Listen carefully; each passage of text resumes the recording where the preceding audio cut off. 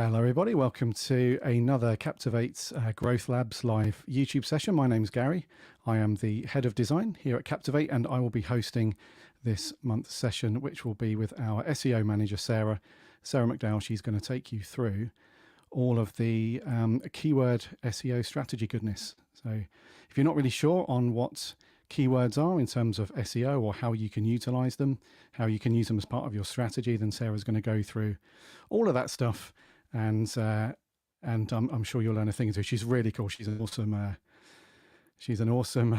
addition to the team. Danny's we have a team member in our chat, Danny Brown. You might have heard of him along the way if you've spoken to anybody at Captivate in the experience team and support. Hello, Danny, from Ontario, of course. I was going to say sunny Ontario then, but of course it's not, is it? At all. Very cold, snowy Ontario, Canada. So you're not Sarah. Yes, that is correct. I am not Sarah. I am on hosting duties on this one. So I will be the face of this Growth Lab session, and I'll bring Sarah in shortly and introduce Sarah. And then I'll hand over. She can go through everything and we'll be good to go. So what I'll do is we'll just leave it a couple of minutes. We'll let people trick in, which is usually the case as people come in, and we'll do some shout outs and so on, bring Sarah in.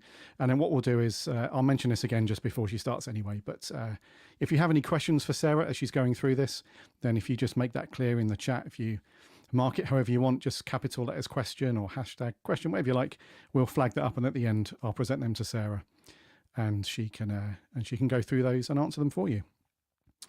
Right, so Dealcaster, shout out to the sweet Star Wars collection you got there. Thank you very much. Yeah, it's an ever-growing problem, the geek collection stuff. I'm running out of room rapidly. This is a new bookcase that I've had for about 3 or 4 months now. I'm already need some new space. So yeah, hopefully you can relate to that. But thank you very much. I hope you're all keeping well, by the way. Hope you're all podcasting and doing your thing, whatever podcast you've got. If you've yet to start a podcast, I hope that's progressing somewhat and you're ready to take the leap shortly. If you already have a podcast, I hope that's rocking and rolling, your numbers are increasing, etc. And you're doing all the podcasty things. The stuff that Sarah's going to talk about, by the way, is something, a bit of an eye-opener if you've not dived into that area of stuff before, in terms of, first of all, having a look at your SEO, if you've not done it at all, and just seeing where you are with that. And also how you can sensibly incorporate that. I think sometimes Sarah might agree or disagree, but my view is sometimes the term or the phrase SEO gets thrown around a lot, and it's a bit of an umbrella thing. But there's lots and lots of intricate details to it. The good thing with Sarah is that she distills it down in a very clear and concise and succinct way. So in terms of podcasters, which is why we're all here, she's very cool at identifying exactly what you need to know. You don't need to know everything, just the bits that you need to know, and how you can implement that, like real world suggestions and everything. Danny, spicy egg omelette. Yeah. I mean, that's how we refer to it internally. So, that works. That works for us. So, okay, I'll give it another minute or two, and then I'll bring Sarah on. In fact, yeah, let's bring Sarah on now. Sarah, come and join us. Here we go. Here she is. Sarah McDowell. Hello. Hello. How you doing? I am very excited because I'm about to talk about SEO, which is something that is very dear to my heart. Little geek over here when it comes to that topic. So I'm very much excited for the next half an hour or however long. I mean, I could talk about SEO for hours, but we haven't got hours. That is a danger. He has done that before. Yeah. Yeah. Well, I've just told everybody that you're going to put this in a succinct way and, be very to the point. So hopefully it's not going to be a 4-hour SEO chat. Do not fret. I will do my best at the most succinct. I mean, that's a big word to say, isn't it? Succinct. You've got to get your teeth around that one. Yeah, Bob Williams from, is that sunny Florida or South Florida or Southern Florida? Welcome though, Bob. I'm trying to figure out what that is. Bob Williams, yes. Marianne Trent, hello, hi. Welcome. Just before we get started, Sarah, and I hand over to you, how's your podcasting life at the moment? All good? My podcasting life, so my life as a podcaster, Yeah. is Yeah. pretty sweet. It's pretty Yeah. good, thank you. Yeah. Good. How about your life as a podcaster? Are Yeah. you Very winning? well. I hope so. Yeah. Very well. Thank you. As long as the numbers don't start going backwards, and Yes. they even if they creep up a little bit, it's all good. So yeah, I'm loving podcasting life as always. Well, like me and Tasmin, so who I co-host the SEO Mindset podcast with, our numbers have gone crazy growth, like more than tripled over the last couple of months. So, Wow. you know, like obviously SEO and keywords, that kind of stuff works, doesn't it? Yes. So if you're going to talk to everybody now and educate on SEO keyword strategy, let's hope that your own podcast about SEO does well on SEO keyword strategy. So on that point, actually, do you want to take the stage Yes. and go through your thing? What, like, as I mentioned earlier, I will keep an eye on the chat and the comments. If you've got any questions, just flag them up for Sarah, and then I will present them to Podnose. Sorry, got a few people joined. Podnose Podcasting. Love that you're doing a live about this. More SEO education needed. That's very true. I'm sure Sarah agrees. Of course I do. We need more comments like this, don't we? Indeedy. Yes. And Bob Williams has said always sunny. So he answered. So it must be Florida. Yes, of course. Oh, and we've got Barbara Anderson as well. There we go. Fort Texas. Worth. Nice. We went far from there, were we? Last year. Yeah. Dallas. Oh, yeah. Okay. So I've recently celebrated my 50k download. Very niche area, but my podcast is in, so I'm pleased. Triple. It would be nice, but that's great though. Wow. 50k. Very nice. Okay, so yeah, any questions for Sarah, flag them up. I'll present them at the end. Otherwise, I will leave you with Sarah's keyword strategy growth lab session. Good luck, Sarah, and I'll speak to you in a bit. Goodbye. Right. So let's get into SEO, shall we? Let me just add my slides to the stage. Remove. There we go. So yes. Today, I will be sharing with you all my easy to implement keyword strategy for your podcast episodes. So very much excited to get stuck in on this one. So first question, the most important question, what are keywords? What are we talking about? So keywords are what people are searching. So what they're typing in search engines like Google. So when they fire up Google and they're typing in that, everyone types like this, don't they? Magic hands. When they're typing in that search bar, what are the keywords? What are they using in there? Keywords are also known in the industry as search queries, search terms. There's lots of ways to say keywords, but they basically just mean the same thing, right? What is it that people are searching? What terms, phrases, queries, what are they using when they're in places like Google? So we know what keywords are. Why are they important? So there are a few reasons why keywords are important for your podcast episodes. Number one, let's look at the data, shall we?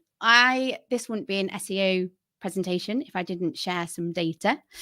So here is a screenshot from SEMrush. And SEMrush is a keyword research tool, and I will go into more detail about keyword research tools later. But as you can see, top left, I have searched for the term keyword best podcasts. Okay, so that's top left of the screen. If you all look at where my arrow is pointing, you'll see that keyword, can't get my words out, can I? That keyword gets on average, so according to this tool, this keyword on average gets 62.4k I'm going to say that number again, 62.4k monthly searches globally. Okay, so that's a lot, isn't it? And more interestingly, if we scroll down that page, this is a screenshot from another area of that same page, SEMrush is giving me keyword ideas, so keyword variations. So other keywords, also known as synonyms. In SEO, we love the lingo. We love using lots of different terms. Synonyms, keyword variations. But basically, what SEMrush is saying is there are 49.2K keyword variations, so keywords that are related to best podcasts. And the total volume for that is 769.1K. Now, the number before, that was global. This is just based on the US, because how most keyword research tools work, or with SEMrush, you have to base it on location. So that is just based on the US. So if we think globally, that's going to be more. So we know that people are going to places like Google to find podcasts and podcast episodes. Reason number 2 leads me very nicely on from my other reason. So it boosts discoverability, right? So as podcasters, we have to remember that there's lots of different ways that people can come across your podcast and your podcast episodes. It's not just about someone going to their preferred app, whether that's Spotify, Apple, whatever it is. There's loads of different ways that people can come across your podcast and your episodes. And having a keyword strategy, doing your keyword research is going to help boost that discoverability. Okay, you're going to boost the chances that people have of coming across your podcast and your episodes. I realize my eyes are very big. So when I do big eyes, it means that I'm making a very important point. Reason number 3 is it helps with planning. Okay. So how many times have you suffered with writer's block? I know I do. So I host the SEO Mindset podcast with my dear friend, Tasman Solomon, and we're around 70 episodes. Now, we are seasonal, and there are times where, so when we sit down and we plan the next season, we plan our next episodes, it can feel like, oh gosh, where do we start? So many times I've used keyword research and I've got a keyword strategy, and it's actually helped me plan episodes. It's helped me get rid of writer's block. Reason number 4, it helps you make sure that you're talking about what your audience cares about. Now, this is so important. So you're not always relying on your gut feeling. Now, gut feelings are there for a reason. Yeah. I don't have the science, but there's something about relying on your gut. Now, I'm not saying you shouldn't plan episodes or talk about stuff that's important to you. Definitely do that. But having a keyword strategy, using keywords, doing keyword research is only going to help you make sure that you're talking about topics that your audience cares about. Okay. It's about having that balance of talking what's important to you and why you set up the podcast in the first place.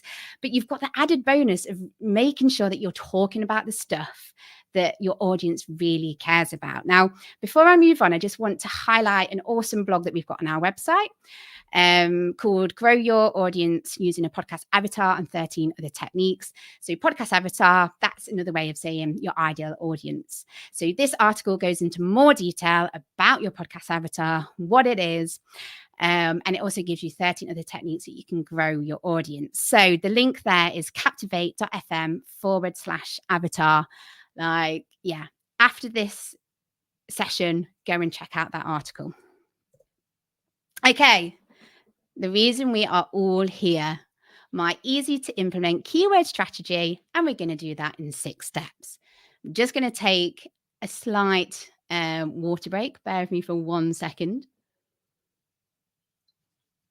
I don't know about you, but as soon as I do any talking gig or whatever, all the moisture just seems to disappear from my mouth, right?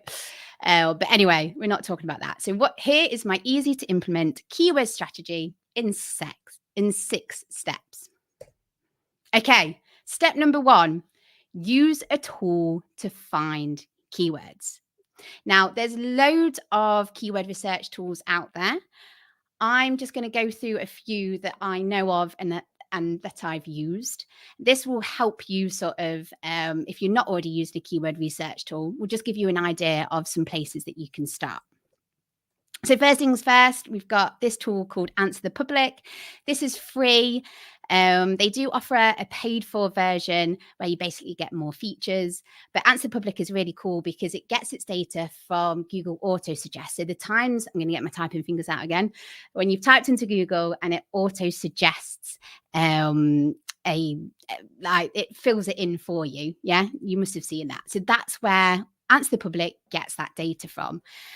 So yeah, you can use it to type in a topic, where you are in the world and what language, and you can find keywords in queries based on that. Okay, keyword number 2 is Google Trends.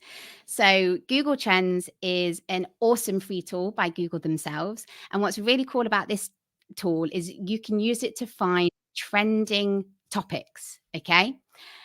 So you can base it on where you are in the world, and you can look at what's been trending in the last 24 hours, or you can search based on, so in this screenshot it's showing me, okay, what's trending on the topic of the Marvels. But yeah, it's a really cool free tool that you can use to see what's trending. So that's a really good way to like hone in on hot topics for your industry. Also Asked. So Also Asked is similar to Answer the Public. It just gets its data from a different place. So Also Asked gets its data from, so when you type, keep getting those fingers out, when you type into Google and it comes up with that search box that says people also ask, and it has those questions there. So that's where Also Asked gets its data from.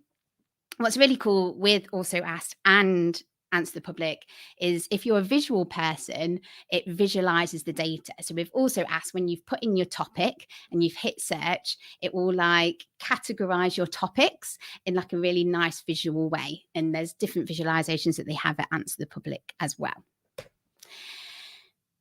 Google Ads Keyword Planner. So this is free as long as you've got a Google Ad account. Now, technically, this tool is used to identify keywords for your paid ads. So PPC, so the paid slots on Google. So yeah, use this tool. If you're doing PPC and you've got access to this tool already, then use it, because you can use it to find what's popular for your topic and what's popular for your podcast episodes.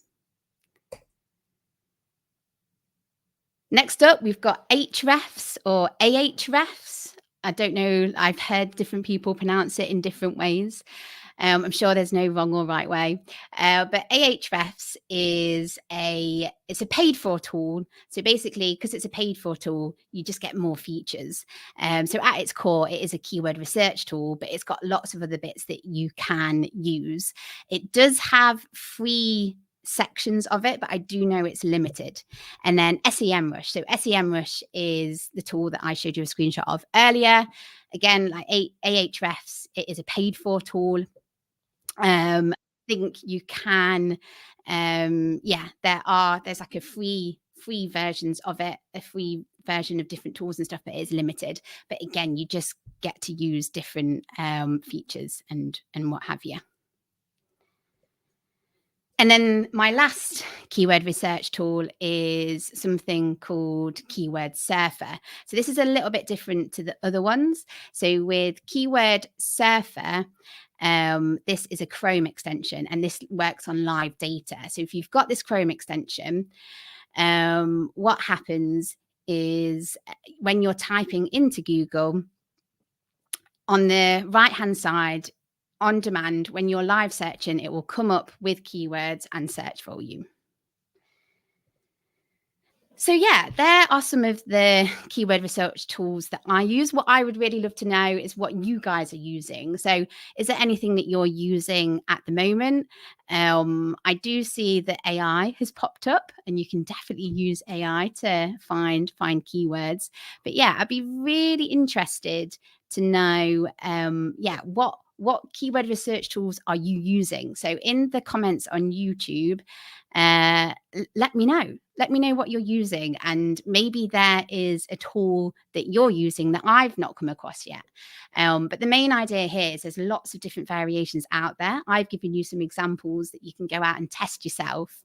Lots give like free trials, so it's just finding out what works for you and yeah, what you need a keyword research tool to do, and budgets.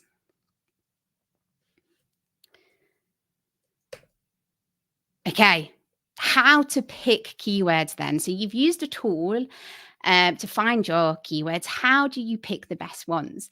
Now, just as a caveat, not every keyword research tool will give you search volume. So where you sort of type in a topic and it will give you keywords, and it will say, on average, according to our data, we get X amount, this keyword gets X amount of searches. So with Answer the Public and Also Asked, they don't give you that sort of data, that sort of data because of where it drags its data from.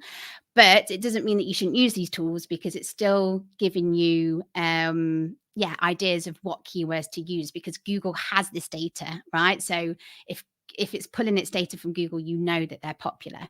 The tools that do give you search volumes, I'd always like sort of compare search volume and relevancy. Okay. So general rule of thumb, the more general and shorter the keyword, so best podcast that we had earlier, that's going to get more search volume. It's going to have a higher search volume, but the competition is going to be higher because more people are going to be going after it, and the intent could be different things. So I always strike a balance of picking a keyword that has a decent search volume, but being niche, targeting that keyword down. Okay. So pick a keyword that is really relevant to that podcast episode, because you're going to have more chance of ranking for it because the intent is better. So the relevancy is key there. So I've got a podcast episode about this. This is the keyword. This is the search term, the keyword, and it marries up together. Yeah. So always think relevant, and the niche, the better, because then competition is lower.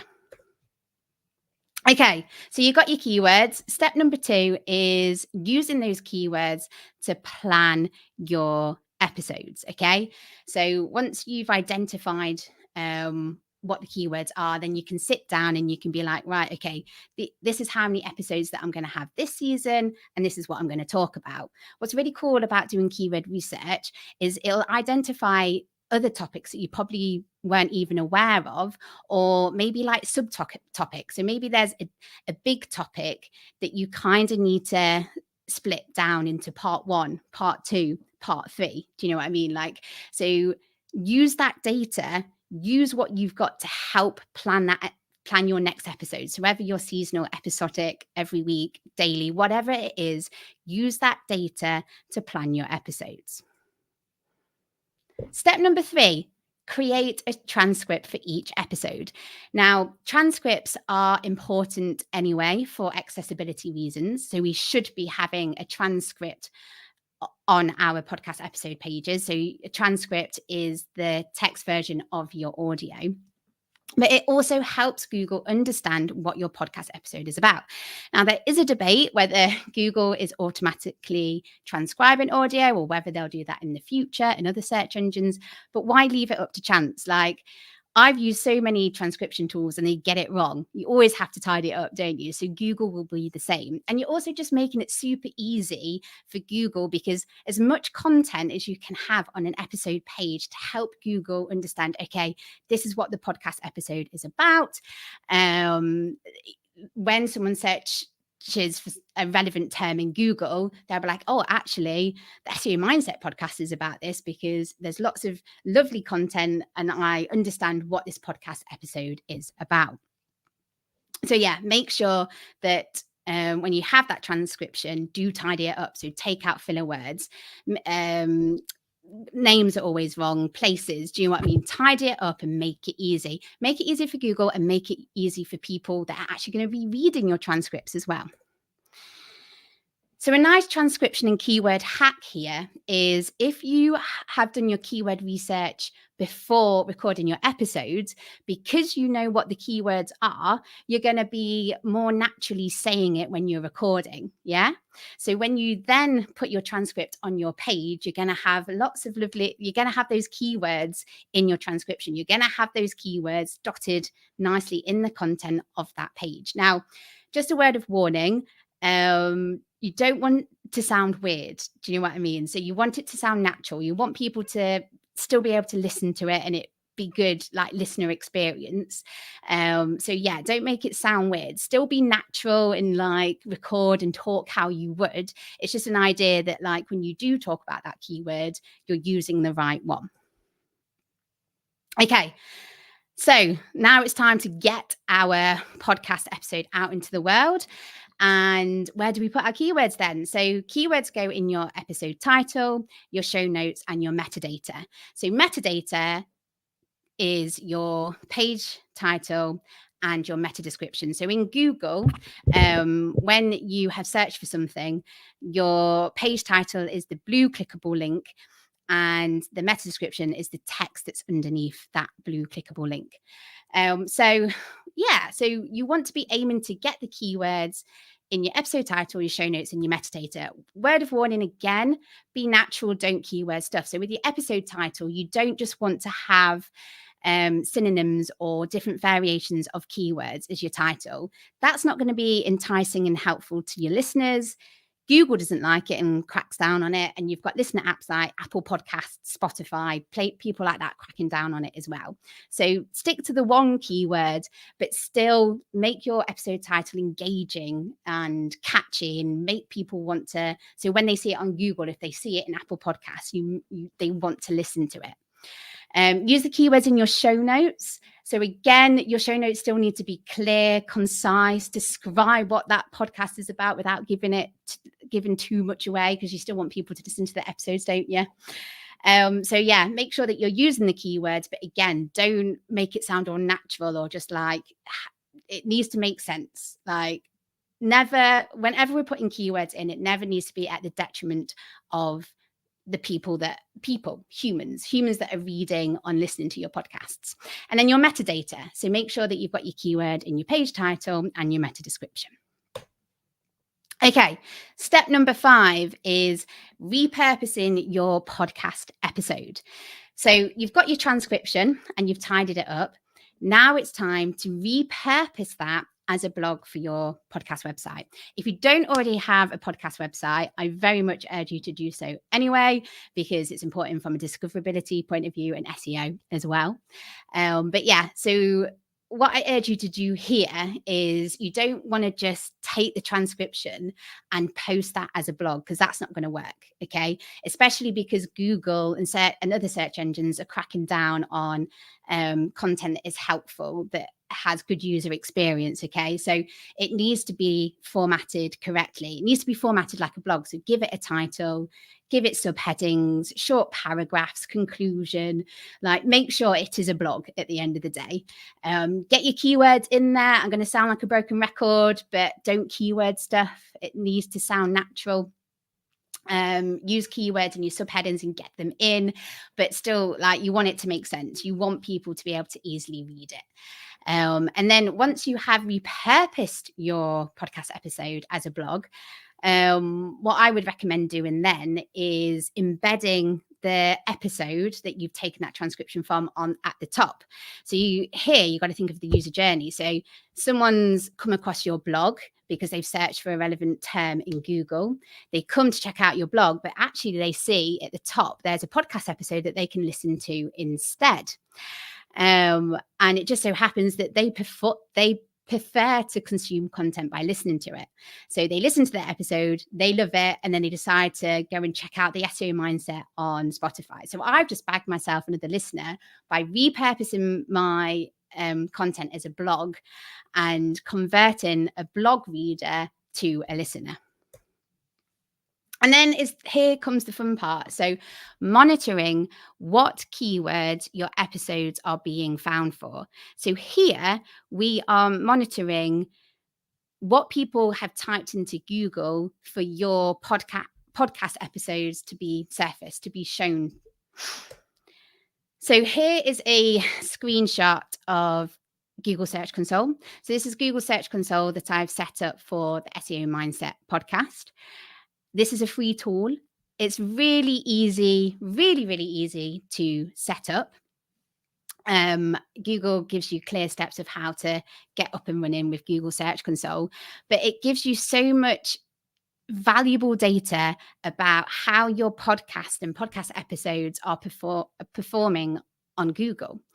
And as you can see here, so at the top, we can filter that data. So you've got search types. So obviously there's lots of different ways that you can use Google. So there's the generic web search. They've got image search as well. They've got Discover, which is Google's news. So news and journalists and all of that stuff in there.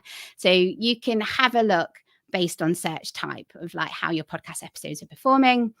You can have a look based on date. So as you can see here, I'm looking at the last 3 months, and Google Search Console give you predefined periods to look at, but you can customize that as well. So if there's a specific period that you want to look at, you can also compare as well. So you can say, okay, I want to compare the last 7 days to the previous 7 days. There's just so much wonderful free data that you can get about your podcast episodes. And you'll see there that there's a plus sign and new, and there's more filters that you can play around with. So for example, you can also look at location.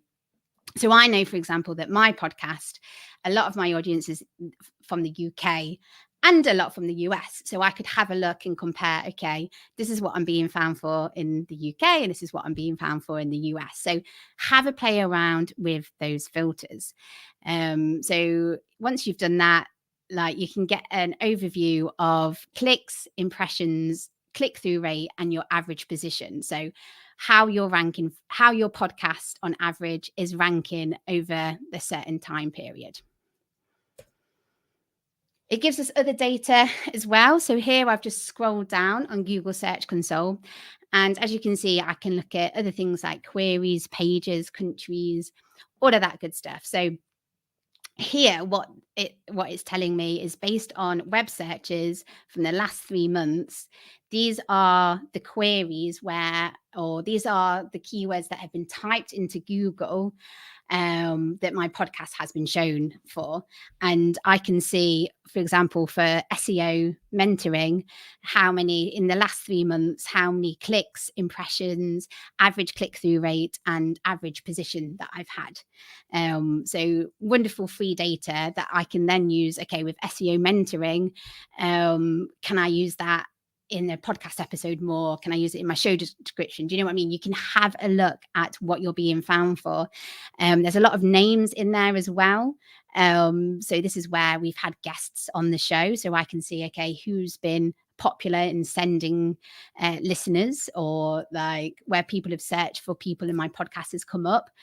So I can make sure that I'm using names in the title, in the show notes, and all of that stuff. So it gives you lots of great data that you can then use to then optimize more your episode and your podcast. So there's the query side, and then you've also got the pages.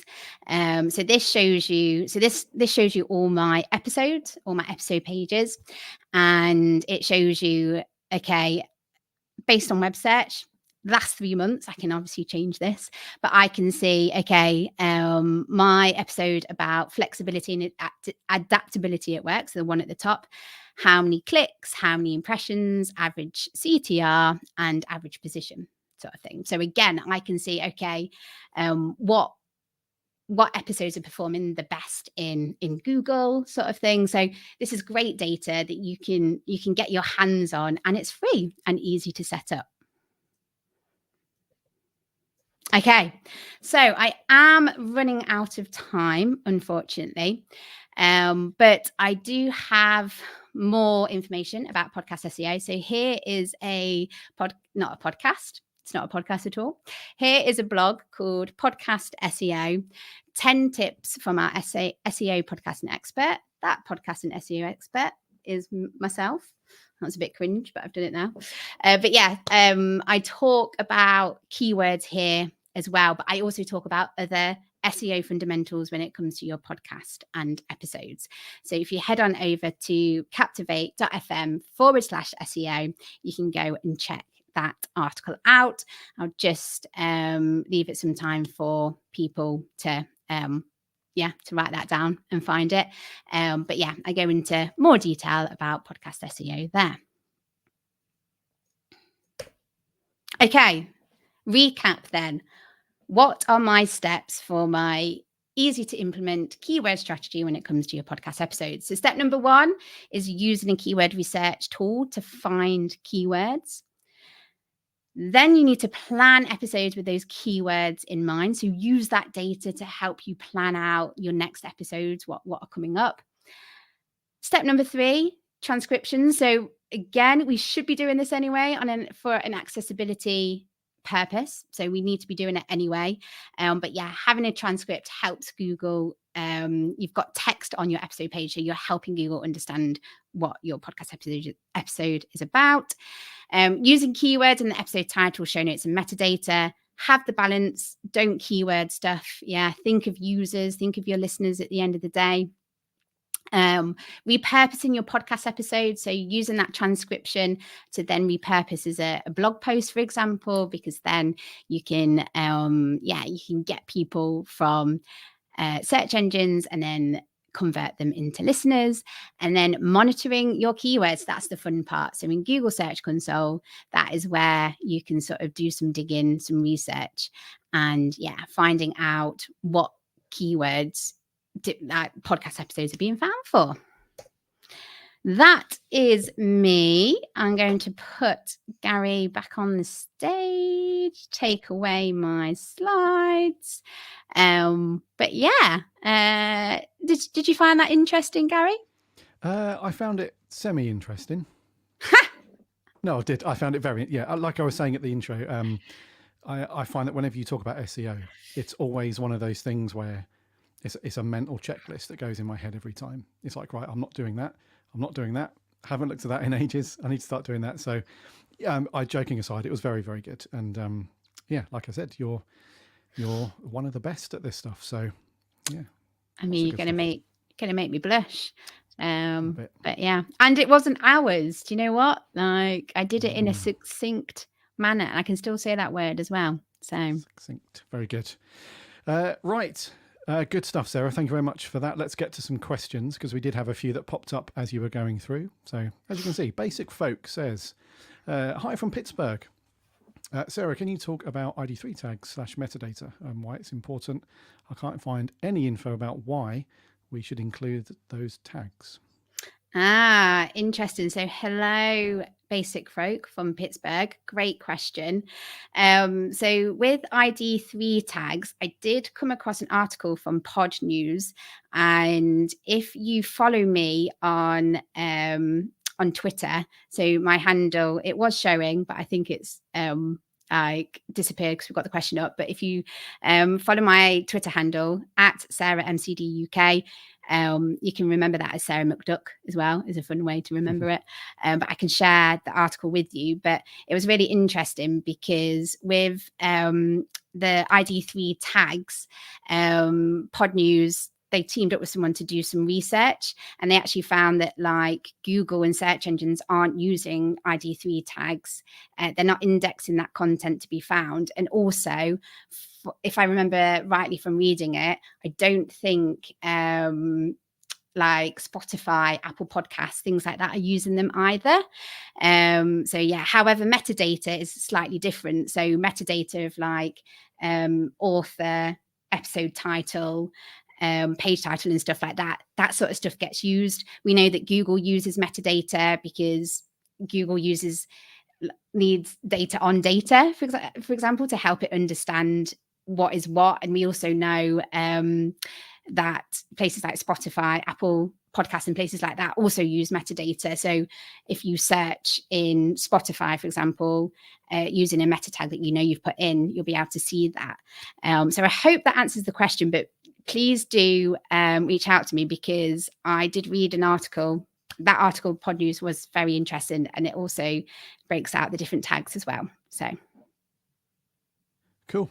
Good. Next question from Podnose Podcasting. So when it comes to podcast website in a box tools, do you have suggested best practices for heading tags? I think that means things like web page builders, Wix, that kind of thing. Let me just double check I'm getting the question right. When it comes to podcast website in a box tools, do you have suggested best practice for heading? Do you know what? I'm not 100% sure on that question, if I'm honest. Like what it is. Podnose Podcasting. Can you just like maybe confirm what you mean by that? Or yeah, so I think it's either the meta tags that you put, or it's like the heading tags that you put throughout the page, like H1, H2. It's either one of those. If you could clarify. Yes. I just don't. Yeah. If it's one of that, I just want to make sure that I'm answering your question correctly, because SEO is confusing anyway, isn't it? So I don't want to get. A little bit, yeah. Okay, another one from Basic Folk. Can AI help with finding keywords? I use Headliner and Chat GPT. Yes. So I have. I've not used AI yet to search for keywords, just because I use SEMrush and the other tools that I showed.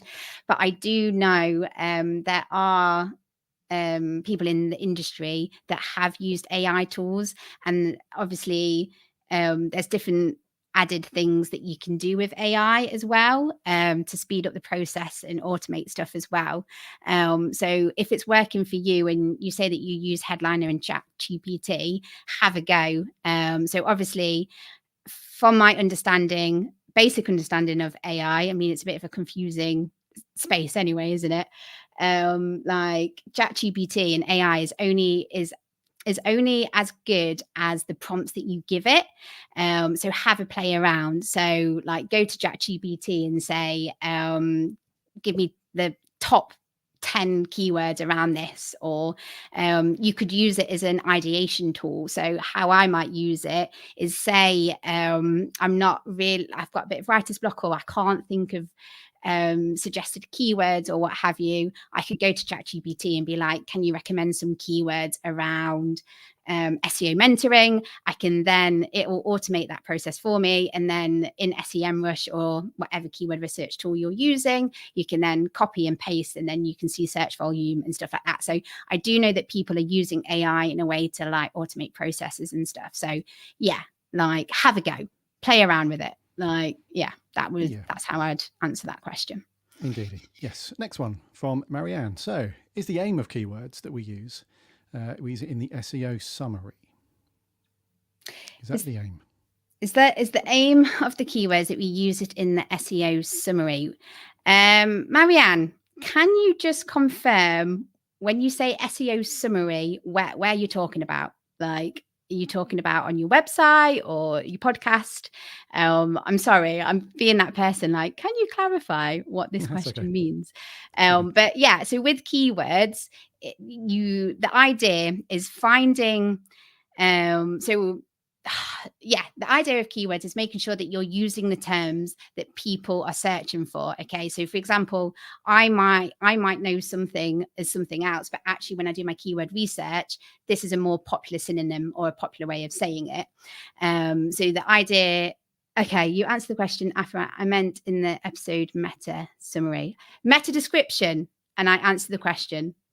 Right. There we go. Thank you for confirming, Marianne. So yeah, so the idea of using keywords in your metadata, so having it in your page title and meta description is there's a bit of a psychology to it. So if someone searched for a keyword, and because Google do highlight the keywords in the page title and meta description, so there's a bit of a psychological thing there, so someone can see, that's the keyword that I searched for, and it's being highlighted here in the title, and it's in the meta description. So yeah, the balance with your meta description is using a keyword, but also you don't have that many characters, and you want to entice people to click? Yeah. What's your USP? Why should people check out that episode? What are they missing if they don't? Who's your call out guest? Do you know what I mean? So there's always a balance with keywords wherever you're using it. And it's the same with your meta description. Absolutely. Yes. Okay. So from basic folk again. So how many keywords should we be using? Oh, okay. So how many keywords should we be using? So that's an interesting question. So what you've got to consider is keyword synonyms, keyword variations. Yeah.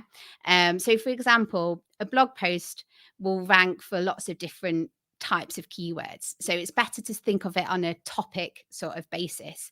But what I do is whenever I'm doing my keyword research, I always highlight the most important keywords. So that goes back to what I was saying earlier. So what has a decent search volume, but what is the most like relevant to my episode? Okay. So where I was talking about going niche is better because I'm definitely, and my podcast episode definitely answers this question. So yeah, like in your episode title, like I'd only recommend using one because you don't want to run the risk of like keyword stuffing and having like list of lots of variations. You don't want to do that. But then in your show notes, for example, because you've got, does Apple allow up to 4,000? I'm putting you on the spot here, Gary, but it's something like that, isn't it? It's like a ridiculously characters. high amount. Yeah. So obviously you've got a bit more wiggle room when it comes to your show notes. So you can definitely get synonyms and you can use headers like your H2 tags and stuff like that. But always be careful. So whatever you're doing with SEO, and this is keywords as well, it should never be at the detriment of the user, if that makes sense. So it still needs to make sense. It still needs to be readable. Keywords are there to help it along. Of course, Danny Brown, the oracle of all knowledge. 4,000. There you go. 4,000. So yeah, I hope that answers your question. But yeah, like have like a bit of a, so episode title, your most important keyword, and then things like your show notes, you've got a bit more wiggle room to do. You've got a bit more wiggle room to do more keywords in there. And also my point earlier about the transcription hack is if you know the keywords when you're recording, you're going to be naturally saying the most important keyword, but also synonyms as well. But just be careful. You don't want to sound robotic, or you don't want to sound like you're just saying keywords for the sake of it and the sentence doesn't make sense, because that's just not going to be helpful. That's very true. Good. Okay, we're rattling through them. Good job, our hidden producer, Danny, for flagging all these up. So Bob Williams, talk about local keyword search, say based upon a city. Oh, how would you compose some keywords around location, I guess? Or it's sort of the same sort of concept. So local SEO, just going to be very transparent. Local SEO isn't my bag. There are experts, SEO experts. I mean, SEO is a massive umbrella at the end of the day, isn't it? Like there's a lot to go into it. And this isn't my get out of I can't answer this question. But like local keywords and local keyword strategy is its own thing. I can definitely, there's a wonderful lady called Claire Carlisle, who's big on Twitter. If you follow Bob Williams at me, Sarah MCD UK, I can point you in the right direction of some local SEO people. But it's the same sort of concept, isn't it? Of like doing your keyword research based on a locality, and if it makes sense, getting the location in an episode title, for example. But yeah, I don't want to give the wrong information there. Good shout. Okay. Next one, another one from Marianne. So I just checked out Google Search Console, but it asks for domain or URL prefix. So a bit confused as to how I use that to check my podcast stats. Yes. So how I've set it up for the SEO Mindset podcast is, so we have a domain. Yeah. So we're using Captivate sites and we've got a domain. It would just be, so you're putting in the URL of your podcast website, and the difference between domain or URL prefix is because there's lots of different variations, isn't there? So you can have www.the SEO Mindset, or it without the www dot. So if you enter it on a domain level, it's just an easier way of like seeing all your different sites in there. So yeah, Marianne, I'm just getting everyone to reach out to me, aren't I? But like if you've got a website for your podcast and you've got a URL, that's what you got to put it in there. And if you've got a page, say you've already got an existing website and you've got a section for your podcast, you will be able to, so when you're playing around with filters, you can say to Google Search Console, I only want to see queries based on a URL that contains these words, and then you can just put /podcast, and then you can have a look at what your podcast is ranking for. But yeah, reach out to me, because yeah, I just need to understand how you're set up. But you'll be able to find your data somehow. It's just a matter of how you're setting it up in Google Search Console. Nice one. Very cool. And another one, here we go, from Basic Folk. So question, where should we include the transcript on the episode website? Yes. So it depends on what page you want to rank. So for example, for the SEO mindset, we have, because we're using Captivate websites, we have individual episode pages. Okay. So I want those individual episode pages to rank for certain or relevant keywords, queries, all of that lovely stuff.